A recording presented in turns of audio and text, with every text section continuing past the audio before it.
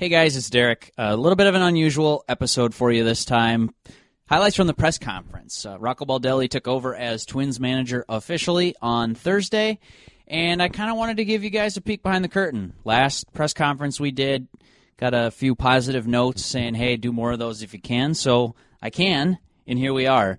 It's going to be Rocco Baldelli, Thad Levine, Derek Falvey, and then at the end of this episode, you're going to hear my radio interview from immediately following the press conference with Judd, Zulgad, and Manny. But let's get right into it. Rocco was asked a question very early on about his thoughts on leadership and on analytics. It's tough to summarize those two things in a 30-second soundbite, but here's the way he answered the question. So, how much time do we have? There's a lot that goes into that. I honestly have different thoughts on different parts of that question. I think in general, I like to create a really good environment. I'm a little serious right now. There's a lot going on, but I like to have fun. Like I like for the players to love showing up to that environment, to that clubhouse. I like them to be relaxed and confident and be able to go out there and have some individuality and have fun. And I feel like when guys are relaxed and are having fun out in the field, they play their best also. So I think that part of it is one thing I believe in. I believe in just demanding that guys compete out in the field and try to do better than they did the day before or to learn one thing in a given day. I believe in just simple concepts like that. And truthfully, I don't think it's a lot to ask, but at the end of the day, they will become better players and hopefully better people by spending the season here in Minnesota, and I believe that. The analytics part of the question, I came up in Tampa Bay. I worked in our front office. I did a lot of scouting, and now I've coached with Tampa Bay. And what I learned is analytics, that's just a word. Really all we're trying to do is put our players in position to succeed. And if we can have some better, helpful information that can either help me or help the staff or help the players, that's what we're looking for. I think it's a huge, it's an asset to have those, to have that information and have really the ability to use it, which is actually even more important than just getting a bunch of info. The info doesn't do anything in and of itself. It's the people that are able to take that info and to really break it down and sometimes give it to players. Sometimes the players, you're just putting them in a certain spot. And sometimes you give it to the players and you're showing them something. But it's just finding the best way to use it so they're comfortable with it too. Thad Levine was asked, how'd Rocco Baldelli get to the finish line and become the next manager of the Twins? Thad talks a lot about how he was willing to talk and listen and the relationships that Rocco Baldelli is capable of building. So, I think part of what got him on the board was his resume, but I think what got him through the process was the person. So I think we did a ton of vetting of every single candidate. Everybody we talked to about Rocco just was glowing about his ability to develop relationships, to respect people, to both lead and follow, which I think we learned to be. He's willing to talk and to listen, and I think that combination was extremely endearing to us. When we got to spend time with him, I think the things that stood out to me were his humility. He was one of the candidates who was most comfortable telling us what he didn't know and how he was going to go about trying to ferret out information by talking to people who were very knowledgeable. And his wealth of relationships was exceptional. So the people he could draw on to solve problems, I think, was really what caught our attention. And so I think what was on a piece of paper got him on the board. What was in the man in the heart was what got him in the chair today. So, Rocco, how are you going to fix Byron Buxton and Miguel Sano? So, as I sit here right now, I want to learn as much as I can about these guys and talk to people who've spent a lot of time around all of them, and also meet them and actually talk to them before I feel like I have any ability to help anyone. I don't have, as I sit here right now, I don't have any answers. I can only say that it is a process, and I'm very much looking forward to connecting with these guys and talking with them, because just as much as I would be able to share with them, I want to hear what they have to say, and I think that's probably the best place for me to start when talking with the players.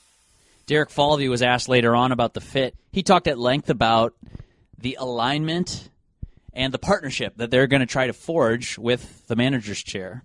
It's kind of weird. Anytime you hear things like that, it almost sounds like they're casting shade on the guy who was sitting in that chair previously, but from my understanding, this isn't really a shot at Paul Molitor so much as it is this is underscoring one of Rocco Baldelli's strengths. Well, that wasn't by design, I would say. But I would say this, that, when we talk about we've talked all along about the importance of connecting all aspects of our operation. From the Dominican Republic all the way from our academy down there, all the way through the minor leagues, and what we're doing here at the major league level. And we feel that way in the front office. We feel that way across our performance areas, and ultimately we feel that way with the relationship we have here. I think that alignment is so critical to long-term success in baseball. And when you look around the game and you see different situations that are right now either still playing or continuing to show that there's growth and development over time, it's critical that we all have a partnership here around how we want to operate. And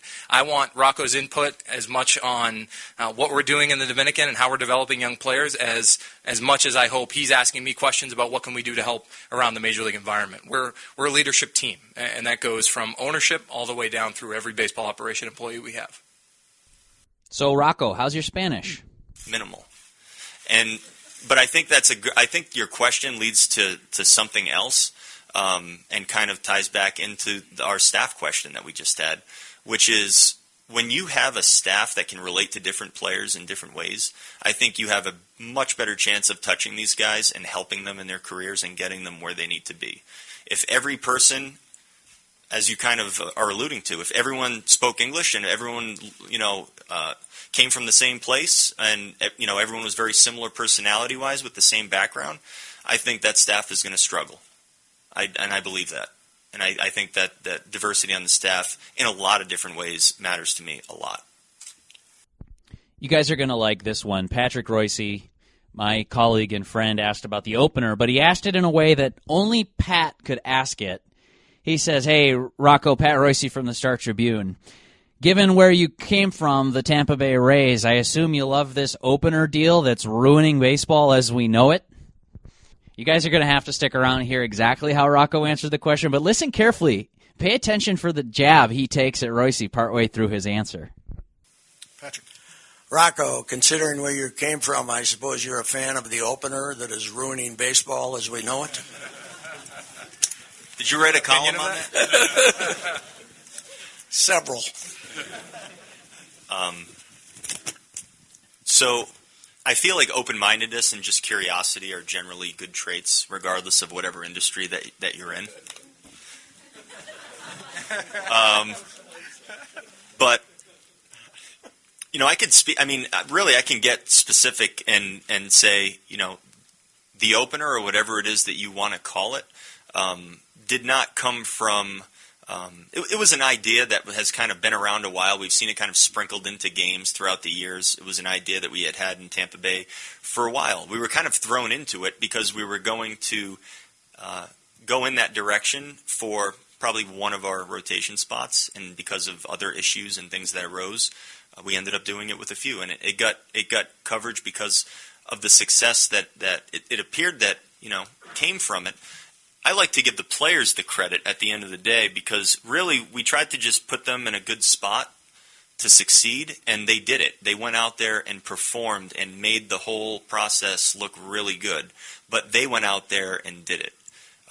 They were open-minded. They were willing to try a few new things they weren't necessarily comfortable with, but it's just showing that maybe not that that's the answer and that every team should be going in this route, but that something different actually can work. It's just not easy always to implement, and anything new is strange and challenging and can be tough on people because change is tough. But I think it's a good sign, and you can look at that and go, well, maybe that's not the answer, but maybe something else is, and we'll be willing to try that going forward. That's it. Those are the highlights from the press conference. For what it's worth, Rocco Baldelli won the press conference, but by my count, new executives and managers are basically undefeated in those settings. So we'll have to wait and see how he does as the next Twins manager. Without further ado, here is my radio interview with Judd Zulgad and Manny Hill. Thanks for listening, guys. TCL Broadcast Studios, Mackey and Judd is the show. Joining us now from Target Field, where he was just at the Rocco Baldelli press conference, Derek Wetmore, who, of course, covers the Twins for us, 1500ESPN.com, among his many duties here. I'm going to start you with an observation and tell me what you think of this. Molitor did nothing wrong and tried very hard. Now they had a disappointing year in 2018, and ultimately that cost him his job, Derek. But Paul tried to adapt as best he could. But in hearing guys like Baldelli, here's what I hear. I hear a guy who is very much in tune with those who run the Twins right now. And I think most importantly, I hear a guy who can take analytics and simplify them as much as possible. That meaning Paul tried hard, but if Paul was given a list of things that he was to try and execute with players, he was trying to process that and tell players. Baldelli sounds like a guy who's at the point in his career where he can take 15 things, boil it down to one thing for a player, and make it as easy as possible. You agree with that? Yeah, I agree with your assessment in general that he's well-versed in analytics, and I think his line was really telling when he said, analytics is just a word. I mean, it's a buzzword in baseball right now. We talk about the analytics helped make this decision, but I think from what I heard today, the number one thing I take away is the sort of partnership aspect of it, and that Baldelli was quick to say there are some things that he doesn't know that he'd seek counsel on. And I don't know, I just couldn't really shake that part of it, that it's always about a partnership. It doesn't necessarily mean that's a backhanded shot at Paul Molitor, but when you say boiling the analytics down, my perception of analytics isn't that it's 15 numbers and you're boiling it down to try to give somebody direction. It's just, how do you learn from what you see on the field? How are we tracking it? How are we measuring it? And then Rocco's point on, it doesn't mean anything if you can't actually put it into play. So I don't know if that really answers your question, Judd, but there is this element of he swims in those waters. He has for at least 7 years with the Tampa Bay Rays, and now he's able to put those sort of conversations, instead of going from stat geek to falling on deaf ears with the player. Sorry, all the stat geeks in the Twins front office. It can go from stat geek to coaching staff and front office, and they're all on the same page, and be filtered to a player in a way that they can actually use. The partnership portion, to me, is intriguing as well. And I really do believe that from the day that they got the job, Derek and Thad wanted someone in that chair who thinks like they do. They did not want, and they liked Paul, but they had to work with Paul. I think that they wanted to get to and achieve the point where Rocco, in their mind, is going to think exactly or very much like they do, as opposed to them trying to explain something. I think it's funny they always talk about we're looking for disagreement, because there is this element of disagreement that's necessary. Where, hey, if you don't see eye to eye on everything, let's talk about it and bring it up. Don't hide from it. But I think there's also an element of you can't disagree on every single thing. It's not this like dysfunctional marriage where you're just picking at each other all the time. It's, okay, we're going to agree on some things, but big picture, it does seem to me like they're all in lockstep. So they say they're looking for disagreement.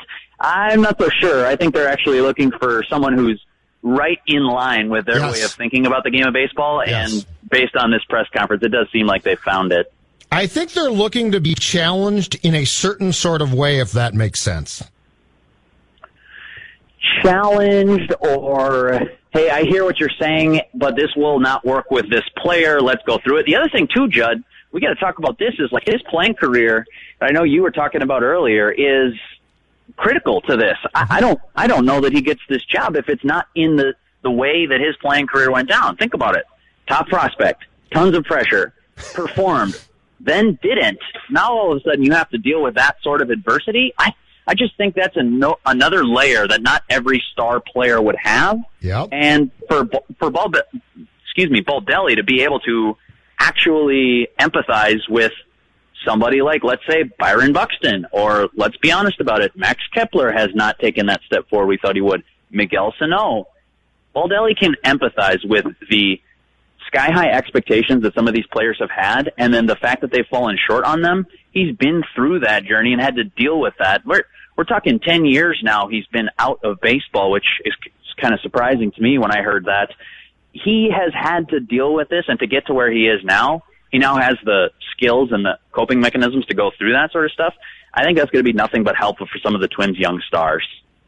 Derek, how important is and we heard Rocco talk about this a lot in the press conference, just the relationship, developing the relationship and connecting with the players, because to me, I feel like that's going to be the most important thing here is that, and particularly with Buxton and Sano and even with Max Kepler, because if this team is going to, me and Judd just talked about this last segment, if this team is going to contend sooner rather than later, they need to get those three guys in particular back on track, because if they don't, then we're looking at, a couple of years down the road with Royce Lewis and Kirilloff and those other guys to come up.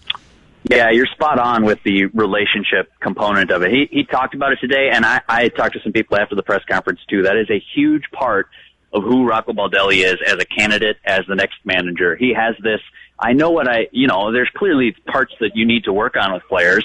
You could watch tape of Buxton. You could look at the numbers right now and say, oh, he's got a contact problem. Well, swing and miss.